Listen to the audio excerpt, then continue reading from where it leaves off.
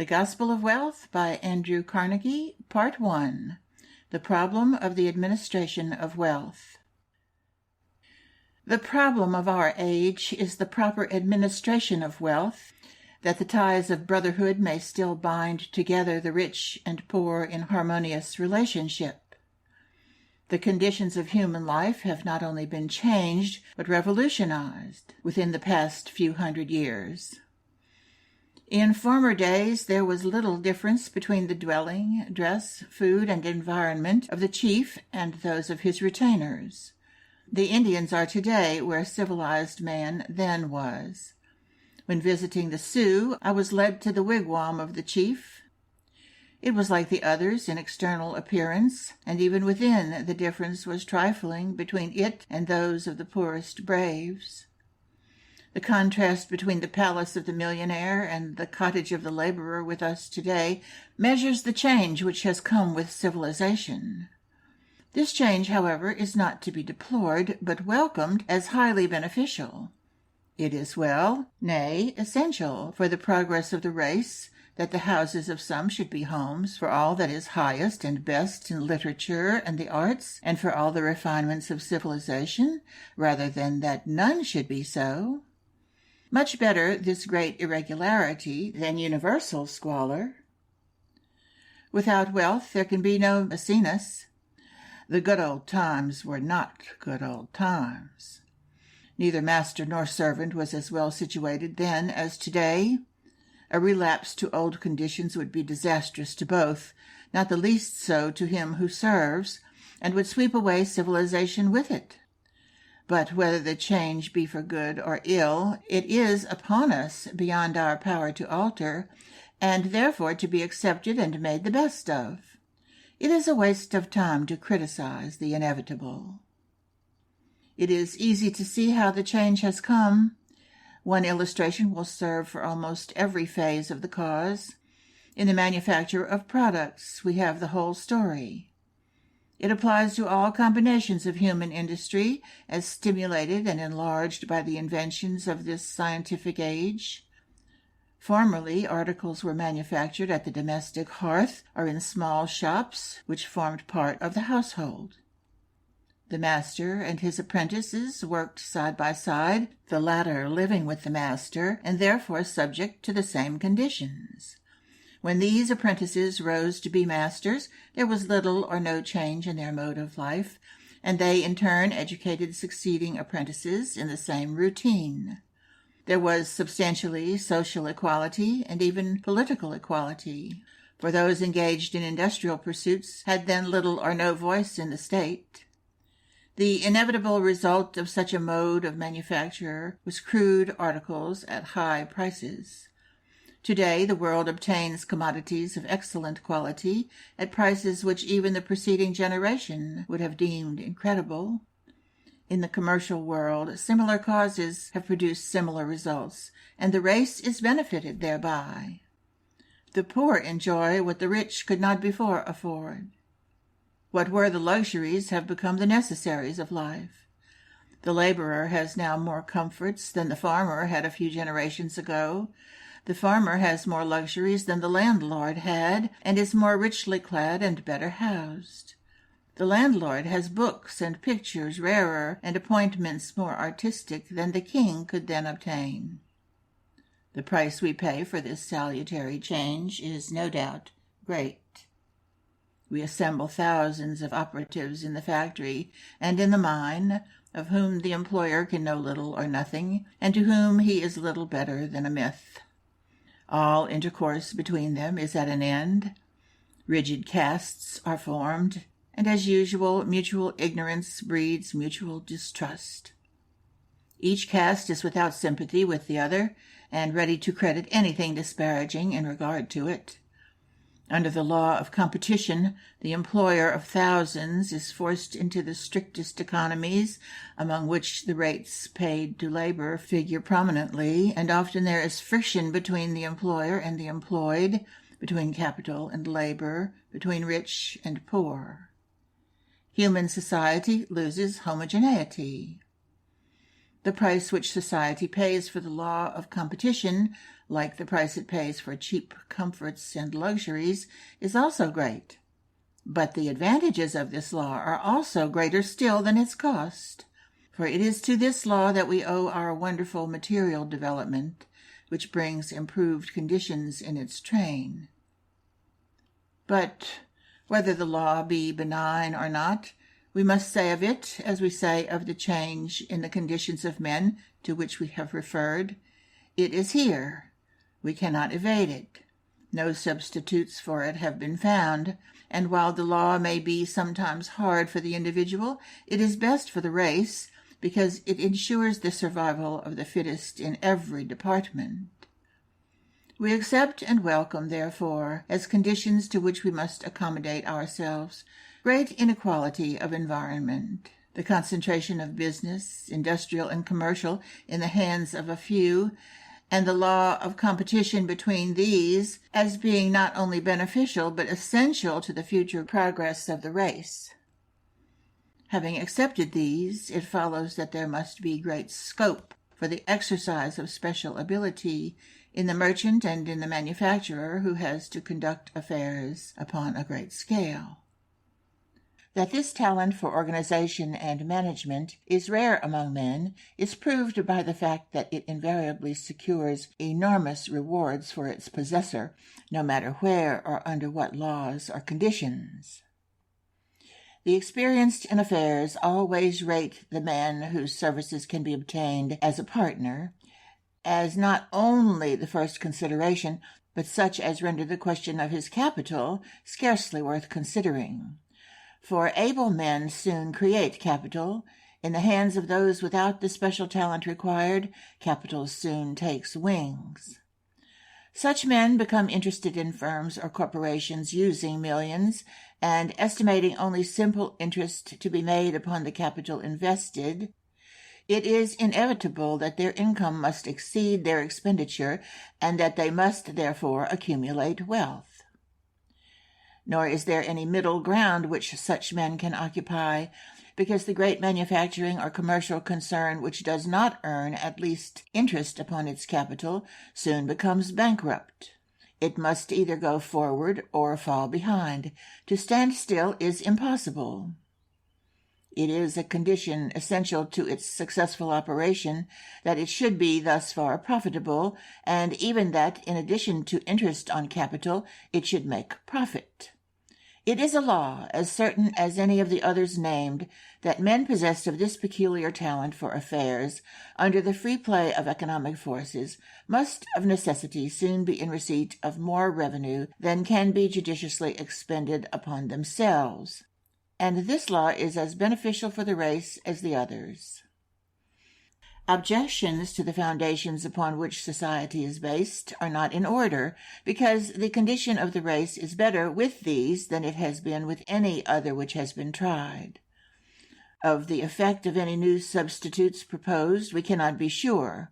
The socialist or anarchist who seeks to overturn present conditions is to be regarded as attacking the foundation upon which civilization itself rests, for civilization took its start from the day when the capable, industrious workman said to his incompetent and lazy fellows, "If thou dost not sow, thou shalt not reap." And thus ended primitive communism by separating the drones from the bees. One who studies this subject will soon be brought face to face with the conclusion that upon the sacredness of property civilization itself depends. The right of the laborer to his $100 in the savings bank, and equally the legal right of the millionaire to his millions. Every man must be allowed to sit under his own vine and fig tree, with none to make afraid, if human society is to advance, or even to remain so far advanced as it is. To those who propose to substitute communism for this intense individualism, the answer, therefore, is, the race has tried that. All progress from that barbarous day to the present time has resulted from its displacement. Not evil, but good has come to the race from the accumulation of wealth by those who have had the ability and energy to produce it. But even if we admit for a moment that it might be better for the race to discard its present foundation, individualism, that it is a nobler ideal that man should labor, not for himself alone, but in and for a brotherhood of his fellows, and share with them all in common, realizing Swedenborg's idea of heaven, where, as he says, the angels derive their happiness not from laboring for self, but for each other. Even admit all this, and a sufficient answer is, this is not evolution, but revolution. It necessitates the changing of human nature itself, a work of eons, even if it were good to change it, which we cannot know. It is not practicable in our day or in our age. Even if desirable theoretically, it belongs to another and long-succeeding sociological stratum. Our duty is with what is practicable now, with the next step possible in our day and generation. It is criminal to waste our energies in endeavoring to uproot, when all we can profitably accomplish is to bend the universal tree of humanity a little in the direction most favorable to the production of good fruit under existing circumstances. We might as well urge the destruction of the highest existing type of man because he failed to reach our ideal as to favor the destruction of individualism, private property, the law of accumulation of wealth, and the law of competition. For these are the highest result of human experience, the soil in which society so far has produced the best fruit. Unequally or unjustly, perhaps, as these laws sometimes operate, and imperfect as they appear to the idealist, they are nevertheless, like the highest type of man, the best and most valuable of all that humanity has yet accomplished. We start, then, with a condition of affairs under which the best interests of the race are promoted, but which inevitably gives wealth to the few. Thus far, accepting conditions as they exist, the situation can be surveyed and pronounced good. The question then arises, and if the foregoing be correct, it is the only question with which we have to deal. What is the proper mode of administering wealth, after the laws upon which civilization is founded have thrown it into the hands of the few? And it is of this great question that I believe I offer the true solution. It will be understood that fortunes are here spoken of, not moderate sums saved by many years of effort, the returns from which are required for the comfortable maintenance and education of families. This is not wealth, but only competence, which it should be the aim of all to acquire, and which it is for the best interests of society should be acquired.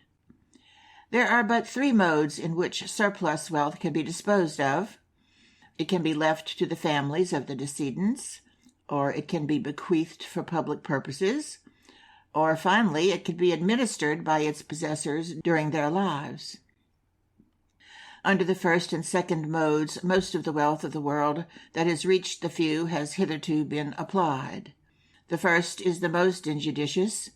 In monarchical countries, the estates and the greatest portion of the wealth are left to the first son, that the vanity of the parent may be gratified by the thought that his name and title are to descend unimpaired to succeeding generations. The condition of this class in Europe today teaches the failure of such hopes or ambitions. The successors have become impoverished through their follies or from the fall in the value of land. Even in Great Britain, the strict law of entail has been found inadequate to maintain an hereditary class. Its soil is rapidly passing into the hands of the stranger. Under republican institutions, the division of property among the children is much fairer, but the question which forces itself upon thoughtful men in all lands is, why should men leave great fortunes to their children? If this is done from affection, is it not misguided affection? Observation teaches that, generally speaking, it is not well for the children that they should be so burdened, neither is it well for the state. Beyond providing for the wife and daughters moderate sources of income, and very moderate allowances indeed, if any, for the sons, men may well hesitate, for it is no longer questionable that great sums bequeathed often work more for the injury than for the good of the recipients. Wise men will soon conclude that for the best interests of the members of their families and of the state, such bequests are an improper use of their means. It is not suggested that men who have failed to educate their sons to earn a livelihood shall cast them adrift in poverty. If any man has seen fit to rear his sons with a view to their living idle lives, or what is highly commendable, has instilled in them the sentiment that they are in a position to labor for public ends without reference to pecuniary considerations, then of course the duty of the parent is to see that such are provided for in moderation. There are instances of millionaires' sons unspoiled by wealth, who, being rich, still perform great services to the community. Such are the very salt of the earth, as valuable as, unfortunately, they are rare. It is not the exception, however, but the rule that men must regard, and looking at the usual results of enormous sums conferred upon legatees, the thoughtful man must shortly say, "I would as soon leave to my son a curse as the almighty dollar," and admit to himself that it is not the welfare of the children, but family pride, which inspires these legacies. As to the second mode, that of leaving wealth at death for public uses, it may be said that this is only a means for the disposal of wealth, provided a man is content to wait until he is dead before he becomes of much good in the world. Knowledge of the results of legacies bequeathed is not calculated to inspire the brightest hopes of much posthumous good being accomplished by them. The cases are not few in which the real object sought by the testator is not attained, nor are they few in which his real wishes are thwarted. In many cases, the bequests are so used as to become only monuments of his folly. It is well to remember that it requires the exercise of not less ability than that which acquires it to use wealth so as to be really beneficial to the community. Besides this, it may fairly be said that no man is to be extolled for doing what he cannot help doing, nor is he to be thanked by the community to which he only leaves wealth at death. Men who leave vast sums in this way may fairly be thought men who would not have left it at all had they been able to take it with them. The memories of such cannot be held in grateful remembrance, for there is no grace in their gifts. It is not to be wondered at that such bequests seem so generally to lack the blessing. The growing disposition to tax more and more heavily large estates left at death is a cheering indication of the growth of a salutary change in public opinion. The state of Pennsylvania now takes, subject to some exceptions, 1/10 of the property left by its citizens. The budget presented in the British Parliament the other day proposes to increase the death duties, and most significant of all, the new tax is to be a graduated one. Of all forms of taxation, this seems the wisest. Men who continue hoarding great sums all their lives, the proper use of which for public ends would work good to the community from which it chiefly came, should be made to feel that the community, in the form of the state, cannot thus be deprived of its proper share. By taxing estates heavily at death, the state marks its condemnation of the selfish millionaire's unworthy life. It is desirable that nations should go much further in this direction. Indeed, it is difficult to set bounds to the share of a rich man's estate which should go at his death to the public through the agency of the state, and by all means such taxes should be graduated, beginning at nothing upon moderate sums to dependents, and increasing rapidly as the amounts swell, until of the millionaire's hoard, as of Shylock's at least, the other half comes to the privy coffer of the state. This policy would work powerfully to induce the rich man to attend to the administration of wealth during his life, which is the end that society should always have in view, as being by far the most fruitful for the people.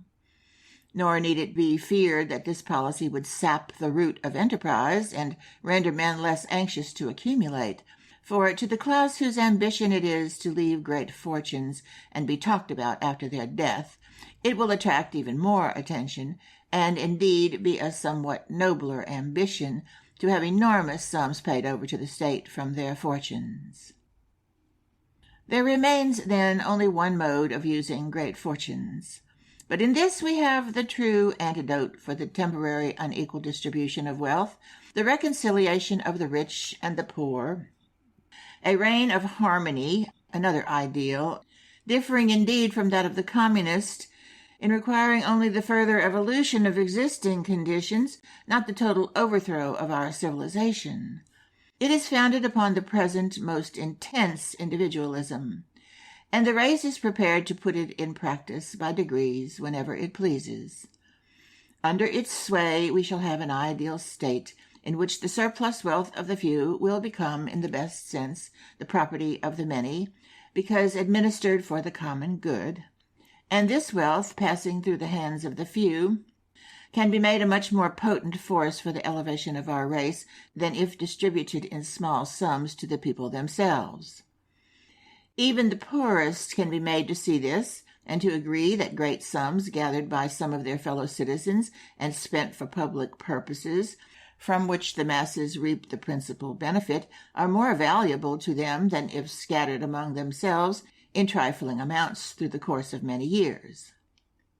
If we consider the results which flow from the Cooper Institute, for instance, to the best portion of the race in New York not possessed of means, and compare these with those which would have ensued for the good of the masses from an equal sum distributed by Mr. Cooper in his lifetime in the form of wages, which is the highest form of distribution, being for work done and not for charity, we can form some estimate of the possibilities for the improvement of the race which lie embedded in the present law of the accumulation of wealth.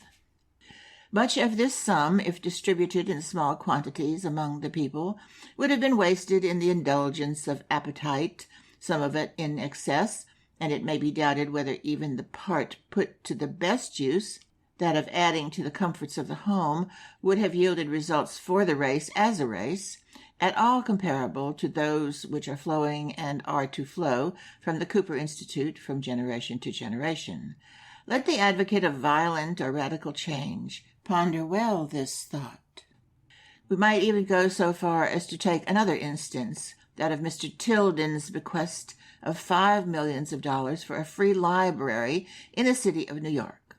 But in referring to this, one cannot help saying involuntarily, how much better if Mr. Tilden had devoted the last years of his own life to the proper administration of this immense sum, in which case neither legal contest nor any other cause of delay could have interfered with his aims. But let us assume that Mr. Tilden's millions finally become a means of giving to this city a noble public library, where the treasures of the world contained in books will be open to all forever, without money and without price.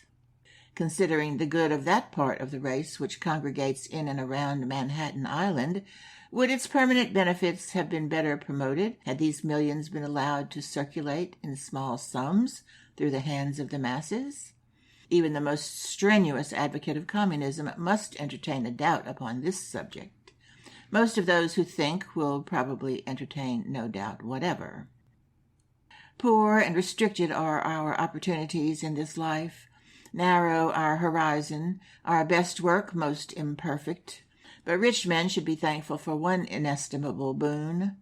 They have it in their power during their lives to busy themselves in organizing benefactions, from which the masses of their fellows will derive lasting advantage, and thus dignify their own lives.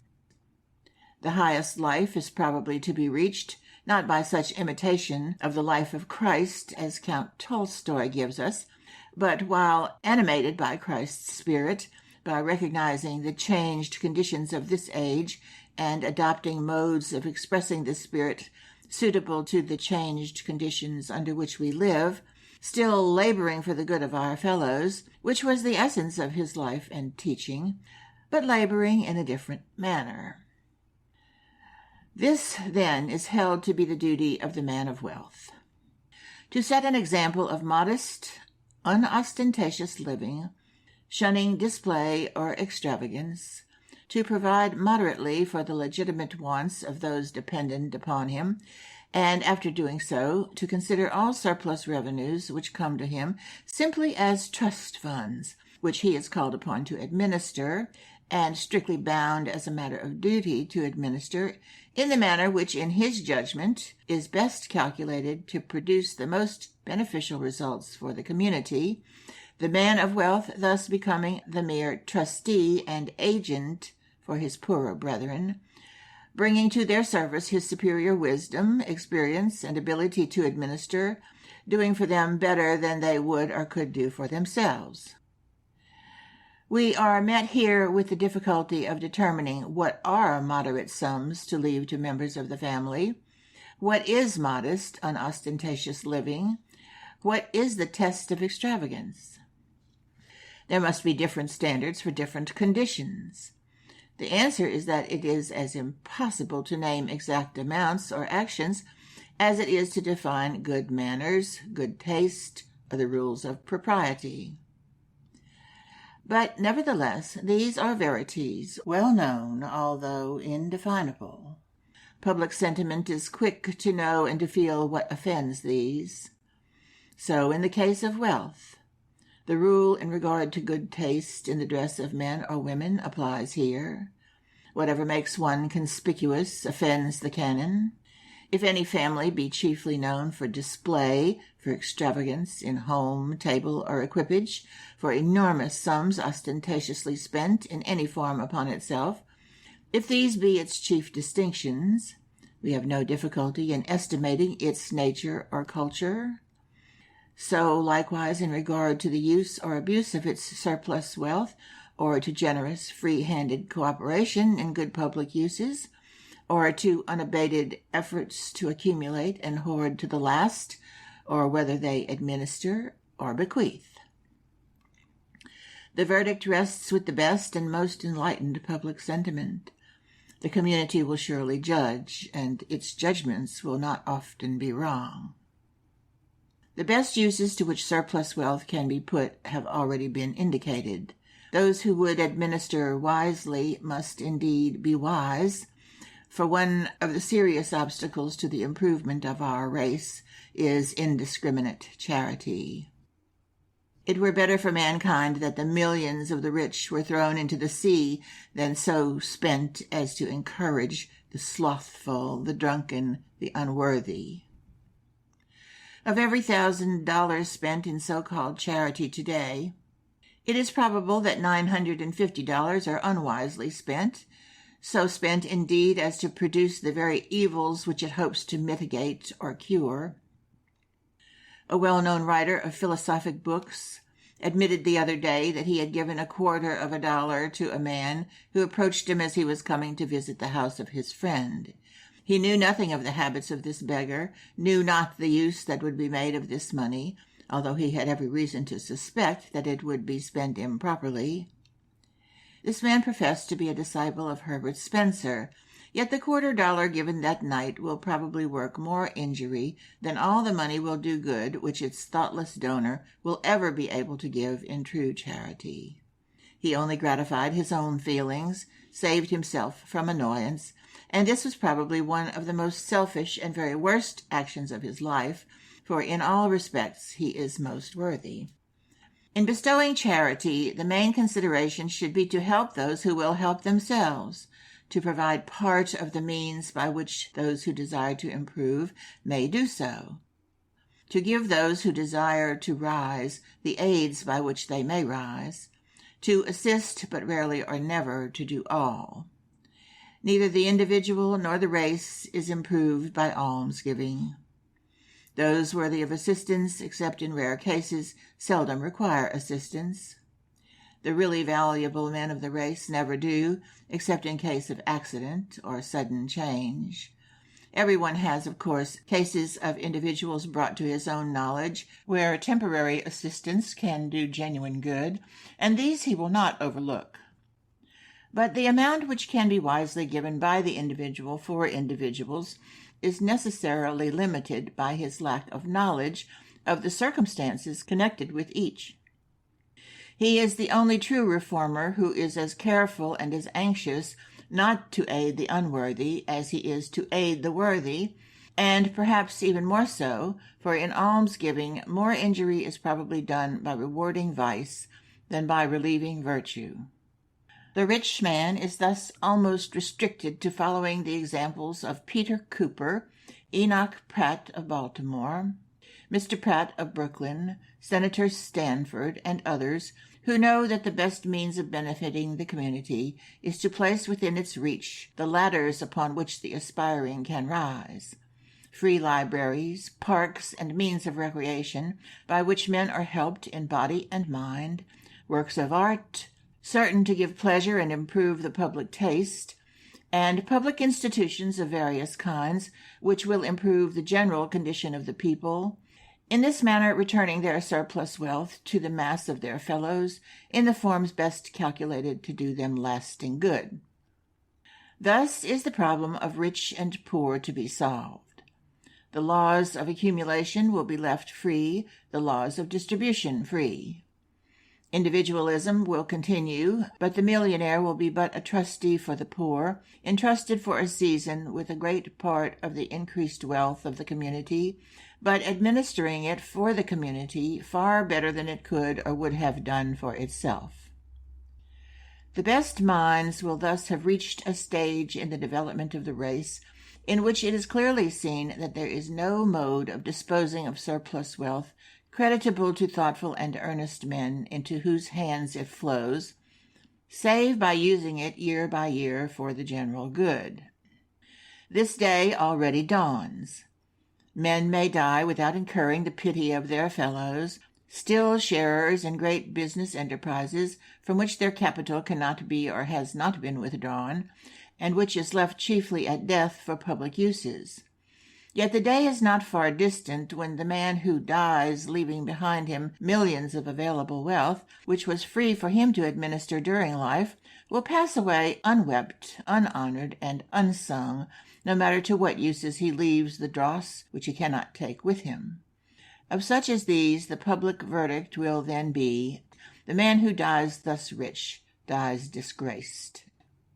Such, in my opinion, is the true gospel concerning wealth, obedience to which is destined some day to solve the problem of the rich and the poor, and to bring peace on earth, among men goodwill. End of Part 1, The Problem with the Administration of Wealth.